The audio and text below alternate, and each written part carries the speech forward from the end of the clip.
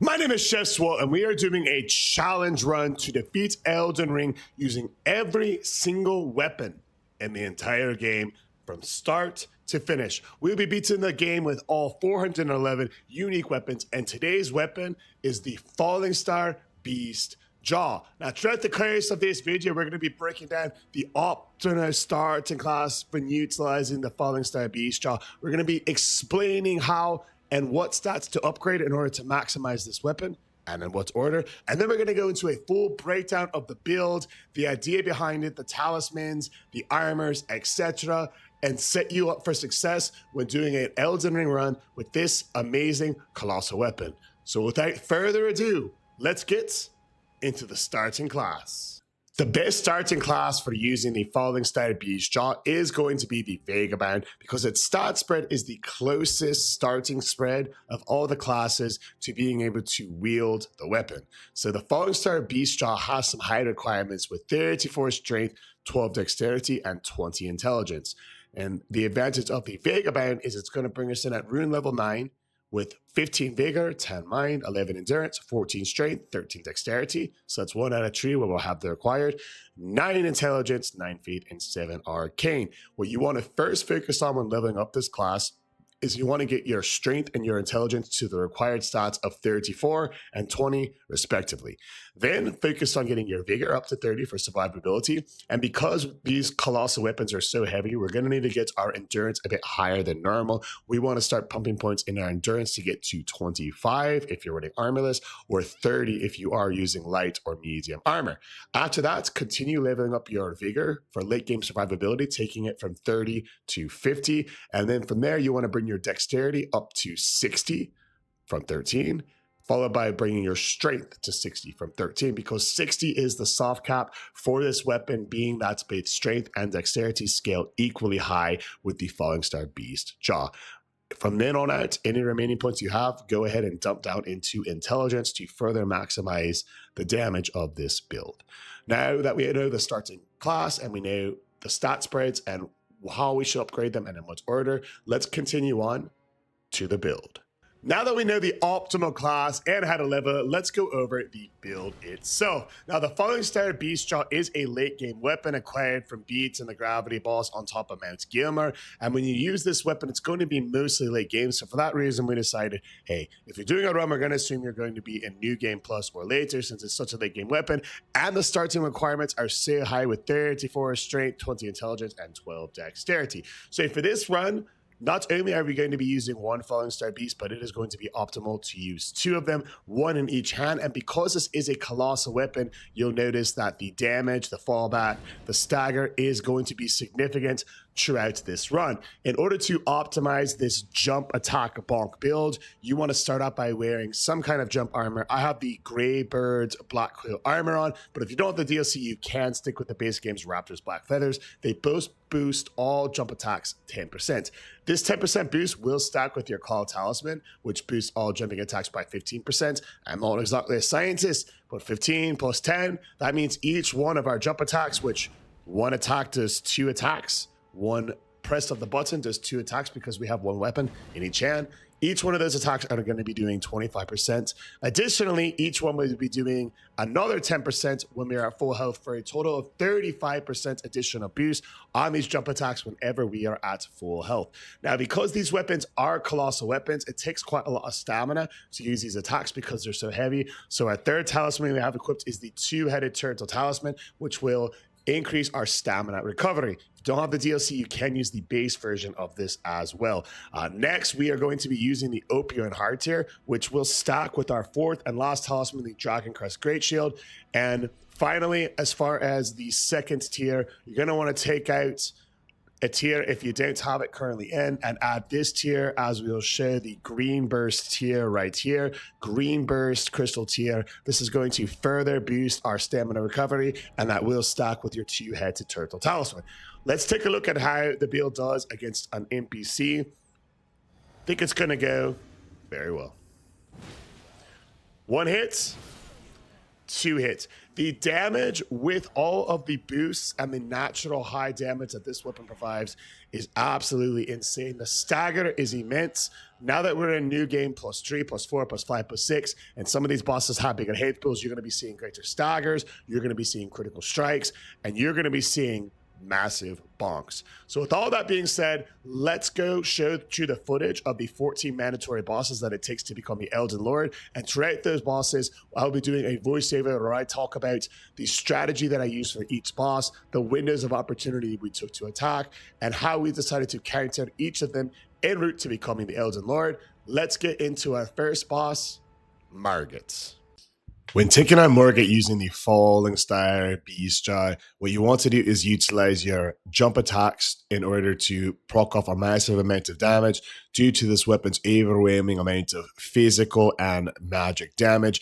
And you can just see 2 hits, you get them to about half health. Find a window to where you can get a safe jump attack in, such as we're there in that example. And then after 3 of them in short order, you will proc a stagger, allowing you to come in for the critical strike and finish him off. So if you implement this strategy when fighting Margit, you'll actually be able to take him down before he gets a chance to get going. He didn't even get to jump back and transition to his phase 2 because we were just able to completely overwhelm him, 3 jump attacks to stagger him, critical strike him, and finish off the fight. The Fallingstar Beast Jaw is a phenomenal colossal weapon, and if you utilize one of them in each hand, you're going to have a good time. The difficulty against Margit using this weapon clocks in at only a 1 on 10. With Morgott out of the way, we head up to Stormvale Castle and Godrick, and when he approaches you, he'll come with 1 of 2 attacks, either his Dragon Axe attack or that one there where he jumps up.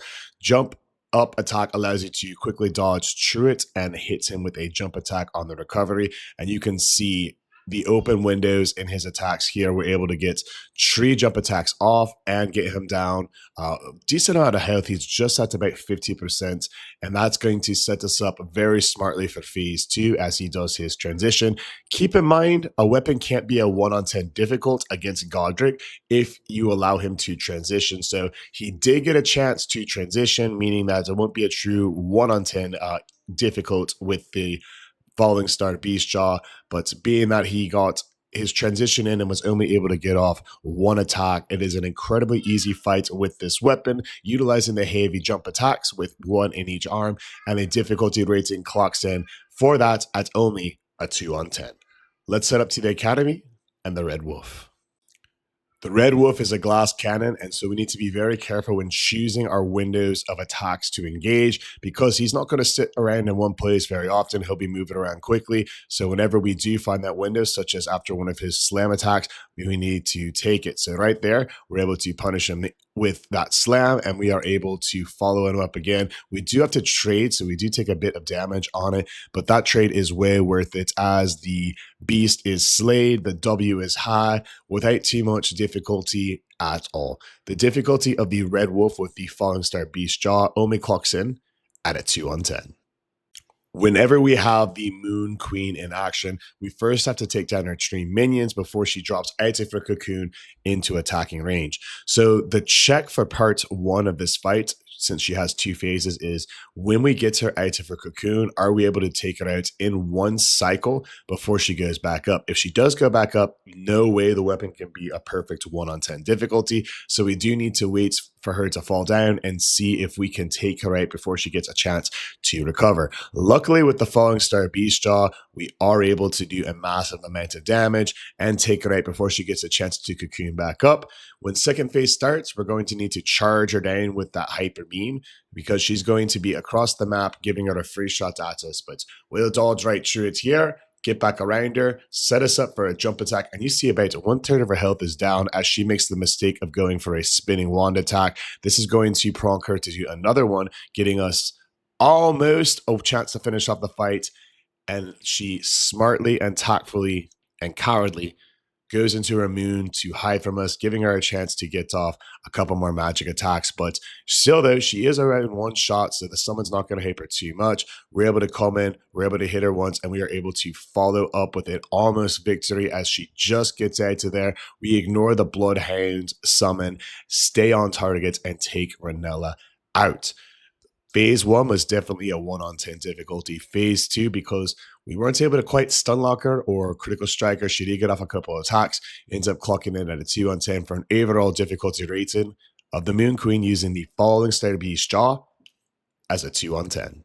Let's head into the Atlas Plateau and find the dramatic tree Sentinel.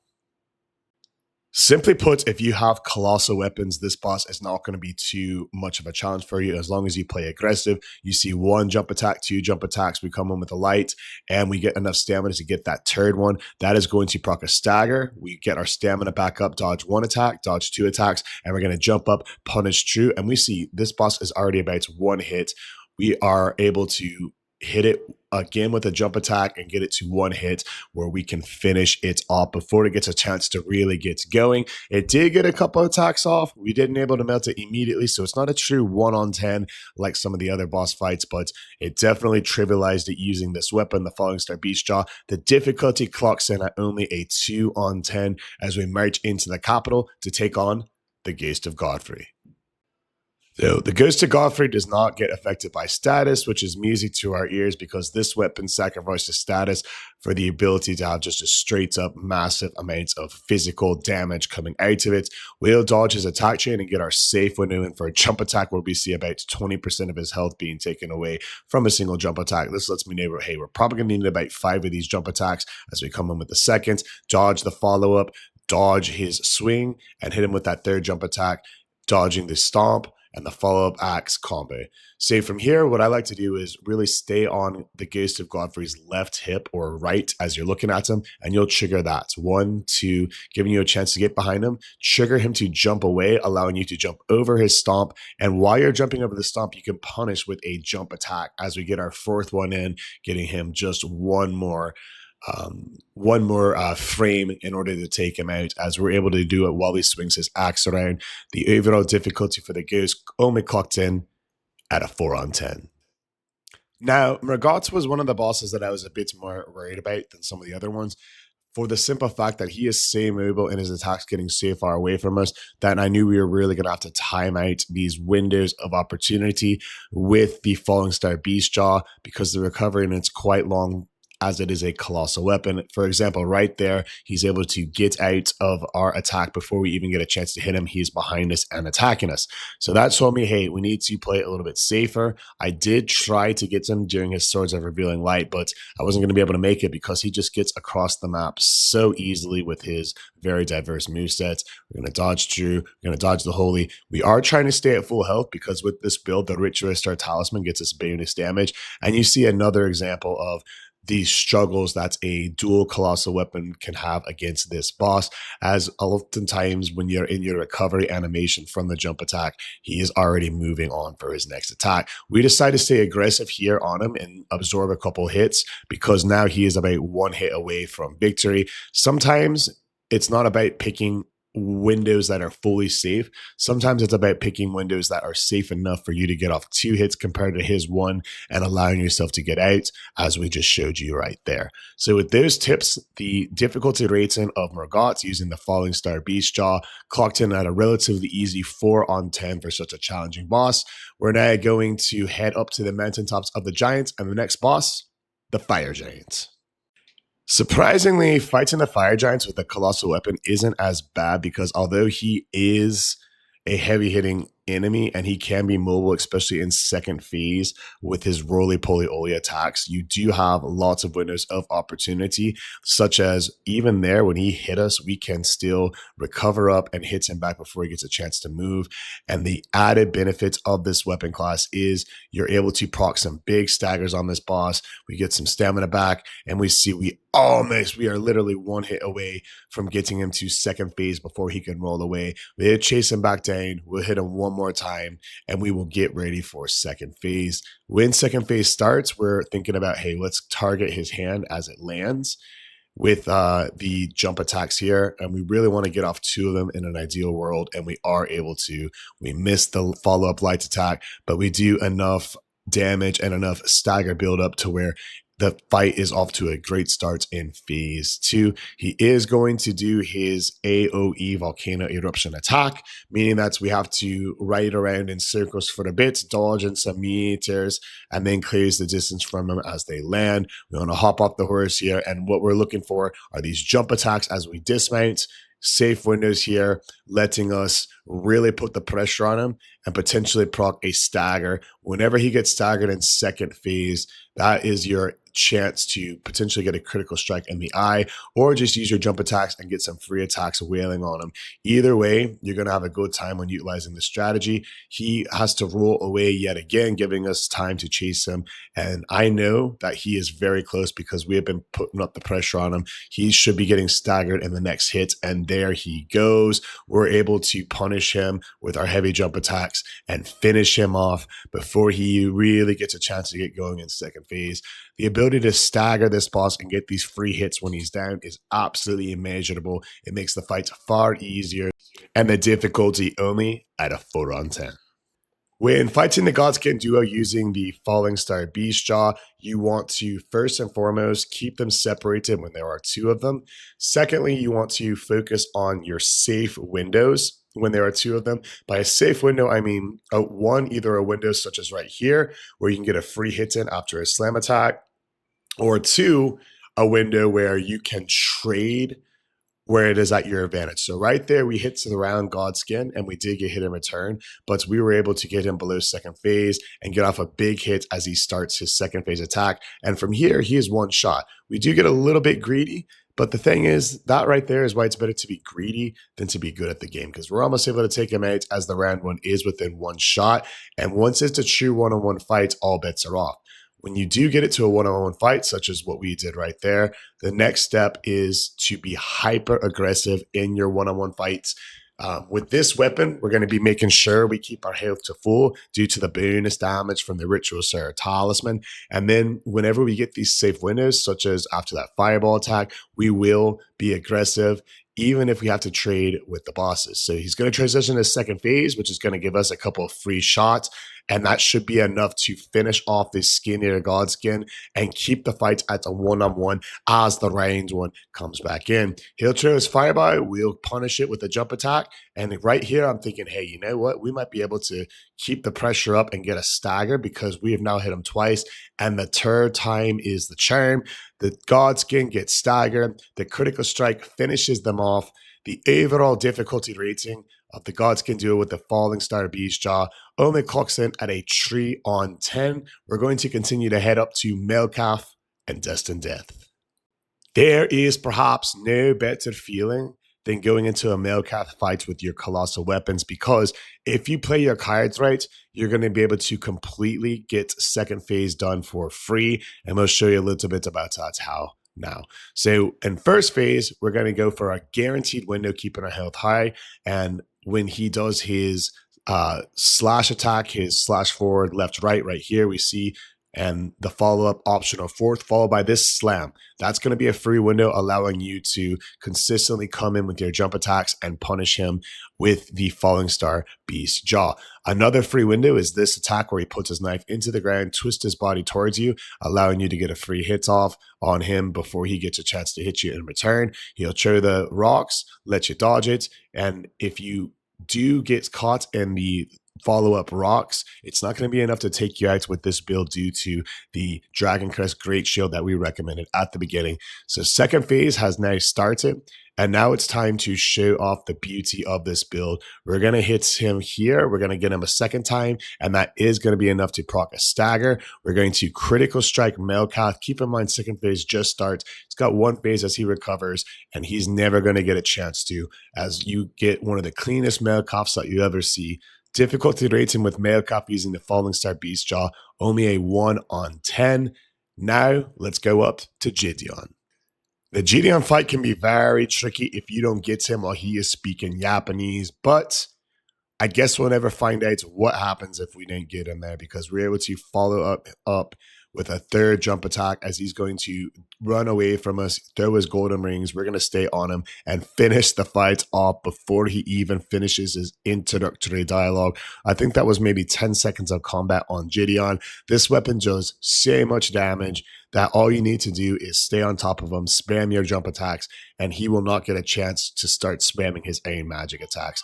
The difficulty of Gideon when fighting him with the Fallingstar Beast Jaw clocks in at a true 1 on 10, one of the easiest Gideon fights that we've had in the entire run so far as we head upstairs to Godfrey. When fighting the first Elden Lord, you want to fight him in first phase, very similar to the Ghost, which is, again, staying on his left hip or right hip as you're looking at him and punishing his stomp attacks while jumping over the spikes and jumping at him in the air.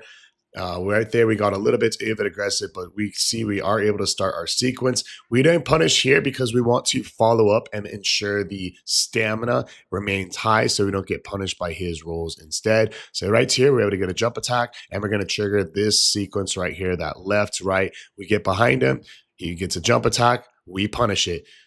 Now he's going to do his axe slam into the ground, and on that third one, we'll dodge through it, allowing us to get another window of opportunity in. We dodge to his left, right. We trigger the sequence where he jumps away from us and let him get punished by our jump attack again. Trigger it again and get him staggered. Now, very important here, do not critical strike him once he is staggered because we want to start building up this critical rate in phase 2. And if you do critical strike him there, you will start phase 2 wherever you struck him. And you don't want to do that when taking care of this fight because right at the start of phase 2, you're able to roll away from his grab like we did there and get a free jump attack on him. And you can just see the devastation that that causes. Even with him finally hitting us for the first time in the fight, it wasn't enough. As we trade him, take him down, the difficulty of Godfrey, the first Elden Lord, using the Fallingstar Beast Jaw, only a 3 on 10 as we head upstairs to Radagon.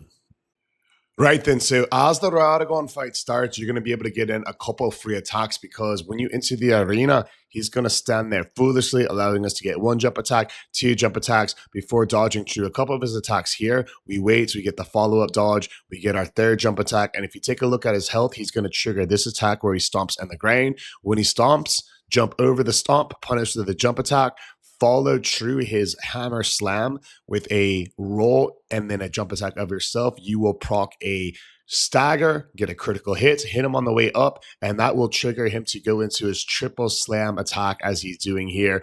On his 3rd one, we're able to get another punish off, and right there is a hitless Radagon. The difficulty using the Fallingstar Beast Jaw, a 1 on 10, piece of cake, and if he's that easy, the Elden Beast can't be much harder. Right? Well, let's get into it right now. When the fight starts, you want to run right at him because he is always going to start with his fire attack. This is going to let us, you see our character crouch there? We're crouching down because you recover your stamina a lot faster when you're crouching. So we are able to get off 4 big jump attacks, almost get him down to 1/3 health, maybe slightly over 1/3 health taken away. And he's going to go for his melee attacks, letting us keep the pressure on him with a 5th jump attack. And I know he's actually close to a stagger. I almost got it right there. You can see the expression. I know if that one had landed, he would have officially been staggered. But luckily, and somehow we end up with the animations where he is still going for a jump attack. This is rare for the Elden Beast because lots of times he'd be starting his ring around the rosy sequence and he might end up having a bad time as we miss him again. You see the frustration on the face there. If either one of those attacks had hit while he was running away, we would have staggered him. But no worries, no late, or too little's too late. I will go right over the ring around the rosy attack and wait for the Elden Beast to appear right in front of us, almost on top of us. Hit him with 1 jump, hit him with 2 jumps, hit him with 3 jumps, and I am shocked at this point we did not get a stagger, but no worries. We're going to keep on fighting through it. We'll hop up on the horseback. We'll go backwards, forwards into the Elden Stars. We take 1 attack here, and then from here on out, we can heal up to full. We'll pop a potion right here, which will let us tank the Elden Star attack. No worries. 1 more potion gets us back to full, and this should start his triple ring around the rosy attack, which is going to be the last attack that he is able to do as far as it pertains to him flying up into the air. So this time we'll go over 1 ring, 2 rings, the 3rd ring, The Elden Beast will appear right in front of us, such as so. We'll tactfully miss to give the beast a chance to get off another melee attack, dodge through it, hit him with that jump attack. We see he's going to be 2 more. We see 1 more hit there. We almost decide to be aggressive, and then that does punish us as we get hit again. And we'll heal back up to full just in case we get hit by 1 more attack. He gets 1 more chance to run away, the cowardly weasel, but it's too little too late at this point. We'll run around in circles away from his range attacks, and we will dodge the slam. And finally, as we heal up to full in celebration of his melee attack, we'll be able to take down the Elden Beast with the Fallingstar Beast Jaw. Now, as opposed to a 1-on-10 difficulty with Radagon, this one was a bit harder just due to some of the animations of the jump attack, giving the Elden Beast a chance to run away, but we were still never in any real danger. Difficulty clocks in at a 3-on-10. Let's head over to the tier list and see where the Beast Jaw ranks. The average difficulty rating on a scale of 1 to 10 for each of the 14 required bosses using the Fallingstar Beast Jaw ends up clocking in at a 1.42 out of 10 rating, making the Fallingstar Beast Jaw one of the very best weapons in the game to become the Elden Lord with. Its biggest advantage is its massive amounts of damage output due to the scaling with strength, dexterity, and additional magic damage. When you use this weapon and you do buffs such as jump attack builds, as we did in this, getting each attack to have close to a 35% damage boost when the weapon is already dealing at ridiculous amounts of damage is enough. But when you add in the secondary factor of it being a colossal weapon and of jump attacks causing such high stagger, it overwhelms the bosses time and time again, particularly against a boss like Radagon, where it trivialized the Elden Lord in less than 20 seconds. Because of that, the Fallingstar Beast Jaw ends its rating as an absolute S tier weapon, not quite edging out our curved sword due to the DPS of that Beastman curved sword, but firmly takes 2nd place in it so far. Enough about what I think. I want to know, what do you think about the Fallingstar Beast Jaw? Do you agree with the tier rating of this weapon? Should it be an S tier? Is it more of an average weapon? Do you think it's below average? How would you personally run a build of the Fallingstar Beast Jaw? Let me know in the comments below. I always love hearing from you. And if you want to see a weapon, be sure to request it down below. We are doing these weapons in the order of the YouTube comments. So if there is one that you want to see, just comment it below. And whenever we make this video, we will shout you out in the comments. And for all things Elden Ring, make sure to drop a follow. And until next time, fellow Tarnished, stay maidenless.